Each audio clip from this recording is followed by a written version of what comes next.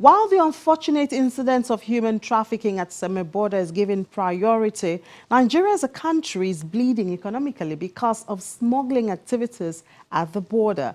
The Nigeria Customs Service has revealed that Seme is the #1 fuel smuggling route with over 170,000 liters of petroleum products, which is valued at 27 million naira, seized between January 2017 and January 2018.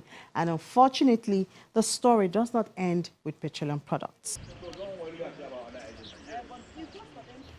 Utility vehicles at Seme border have different appearance from similar brands in other locations. Many cars used have been expanded to accommodate goods for their trips.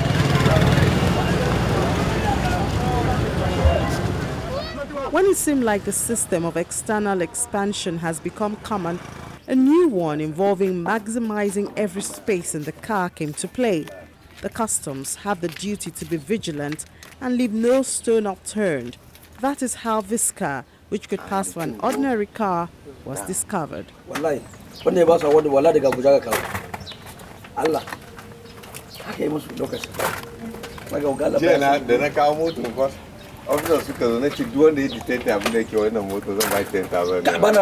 After close observation, the boot of the car has been loaded with tomato paste. Total quantity after the discovery is placed at 52 cartons, valued at about 2.6 million naira. The federal government had banned the importation of tomato paste, powder or concentrate, and increased the tariff on importation of tomato concentrate, among others, from 5 to 50% in April 2017. This is with the objective of reviving the local industry. But obviously, there's still a stiff competition in the market, with packages like this finding its way across the borders. A bigger stock of the goods is, however, of textile. Beginning with the engine of the vehicle, every space, no matter how small, has been put to use.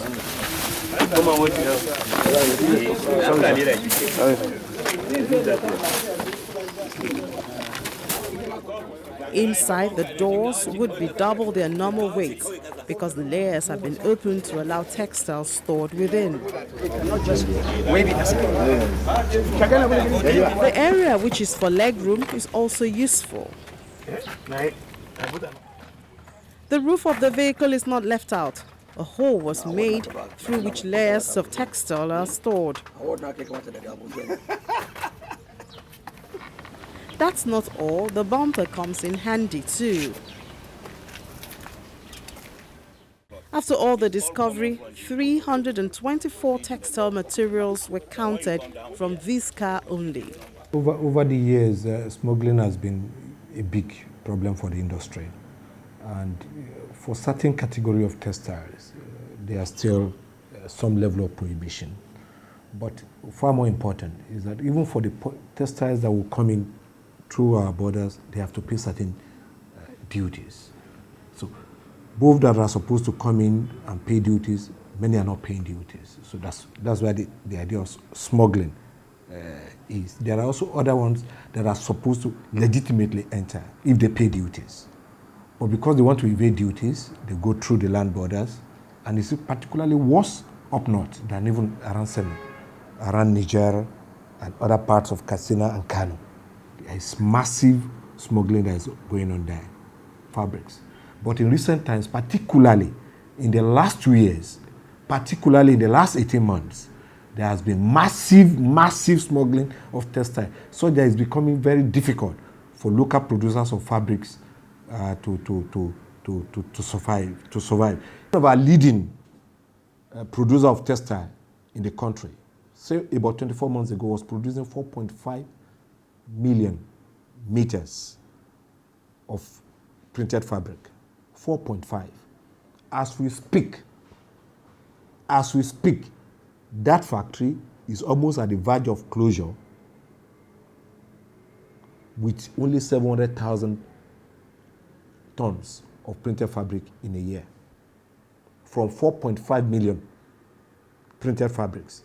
And the story is the same, not just for that particular factory, for everybody that's producing printed textile in Nigeria. everybody is struggling, from Lagos to Kano. And the major issue has to do with smuggling. If they are able to control the smuggling, I'm sure that we keep engaging government on the issue of electricity, on the issue of gas supply, on the issue of funding through Bank of Industry and all of that. So we need the market for us to be able to see the effect of some of this engagement that we are doing in terms of competitiveness locally. We cannot be struggling that we address the issue of competitiveness and we open our borders for all kind of substandard textile material. Before the crisis, the Nigerian textile industry relied heavily on the local market. We are not even relying on the export. But as we speak, from the data generated by UNIDO through a study, we are probably having less than 15% of the local market as we speak. Certainly far less than 15% of the local market, which means all kind of imported fabrics, substandard fabrics, dominate the market with about 85%. Rice is another product which is frequently seen at Seme border, even after the federal government banned importation of rice through the land borders, and the country recorded local production of 3.7 million tons of rice in December 2017. From January to date, we have about 13,000 bags. I cannot give you exact of it, but approximately 13,000 bags, because if I give you exact, before 1 hour, another one will come in. As you can see, they are bringing more and more. Before closing, we may have more and more coming. So presently, I can assure you, we have 13,000 bags seized. So what happens to them? You know, I told you from the other store, we do the sorting. These are the good ones. We are waiting for the directive from the headquarters. Which of the camp are we going to send it to? If it is Borno, the army will come with their trucks and take it. If it is Yobe, they will direct us what to do. So this rice you see is going to the IDP camp. When you see, you sort, then you send it to court for condemnation. After condemnation, then it is now a government property. Then you send your record to headquarters, whom will give you directives on what to do with it. Right behind me here, you can see flour. Yes. This flour, I cannot say poisonous, but I can say expired. Or we have an alert that an expired flour is coming from China. About 204 containers has landed in our neighboring country, Benin, that we should watch out. That very day, we were able to arrest 50 bags. The next day, 100 bags. As of now, we have about 450 bags, and we continue arresting. Throughout last week, we don't have much seizure about flour. I think they may decide to change the route, because some of this flour you see is not coming in truck or in big cars. They are coming in small cars. Some are coming on motorcycle. Some are carried on head by old women. So see how they do their method of smuggling. So no truck of flour is passing here, neither a truck of rice. They are coming in bits, small. You can see a small car like this go, can take like 40 and 30, some of them 45 bags of rice. So with this small, we're able to make 13,000 bags. Then imagine how many small vehicles. When you go outside, you see all these scrap vehicles there. So plenty outside. So that's how we make our seizures. The customs also have other items such as fertilizer, tires, insecticide, and even drugs in their store. These are the drugs. You know that they are expired. They are not even allowed to come through the border. So now, after we count them, then we'll hand over to NAFDAC. This seizure is a peculiar one because like this drug, this is a blood tonic. It is manufactured in Nigeria by Tohil in Ilorin, Kwara State. But you find it coming in from abroad, which means these drugs are clone drugs. They are fake drugs. They are not, I believe, Tohil company in Ilorin are not aware of this import.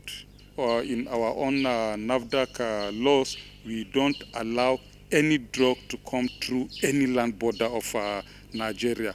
The only place that, the only designated place is Murtala Mohammed International Airport, Lagos, Apapa Port in Lagos, Tinkan Port, and Aminu Kano International Airport.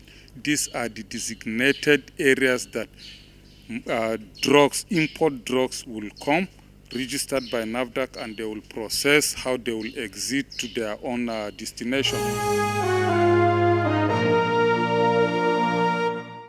Well, that's our story on this episode. Thank you so much for tuning in. Remember, you can watch us anytime on our YouTube channel. Until next time, I'm Imi John Mekwa.